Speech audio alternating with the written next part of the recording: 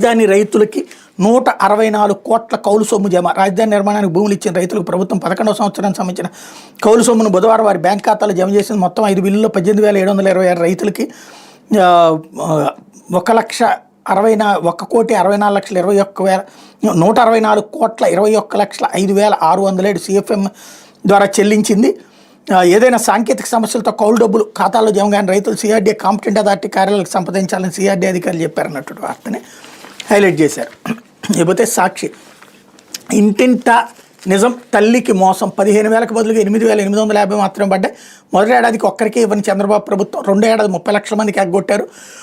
మిగిలిన వాళ్ళకి 13,000 ఇస్తామని ప్రకటించారు. చివరికి 8,000, 9,000 మాత్రమే జమ చేసి చేతులు దులుపుకున్నారు. తల్లికి వందనం కింద 15,000 ఇస్తామని సూపర్ 6లో వదరగొట్టారు. ఒక ఇంట్లో ఎంతమంది పిల్లలు ఉంటే అంతమందికి ఇస్తామని చెప్పారు. లబ్ధిదారులను తగ్గించేసి ఇచ్చే మొత్తం కోసేసి ఇదే మామూలు బాబు సమాధానం చెప్పేవారే లేరంటూ తల్లుల ఆగ్రహం. హామీలన్నీ నెరవేర్చేసామంటారు ముఖ్యమంత్రి చంద్రబాబు. ఇక సూపర్ 6 గురించి ఎవరైనా మాట్లాడితే 4 మందం అంటూ దబాయింపు అంటూ ఈమె పేరు కొండేటి మరియమ్మ, పశ్చిమ గోదావరి జిల్లా పాలకోడేరు. ఈమె కుమారుడు అవినాష్ ఇంటర్మీడియట్ చదువుతున్నాడు. తల్లికి వందనం పథకం ద్వారా కేవలం 8,850 మాత్రమే ఆమె ఖాతాలో పడ్డాయి. ఈ మొత్తం రాష్ట్ర ప్రభుత్వ వాటాని త్వరలో కేంద్ర ప్రభుత్వ వాటా జమ అవుతుందని సెల్ ఫోన్కి మెసేజ్ వచ్చింది. గత ప్రభుత్వంలో ఎప్పుడు ఇటువంటి పరిస్థితి చూడలేదని ఆమె చెబుతుంది. అందరితో పాటు తనకు సమానంగా డబ్బులు పడ్డాయంటుంది.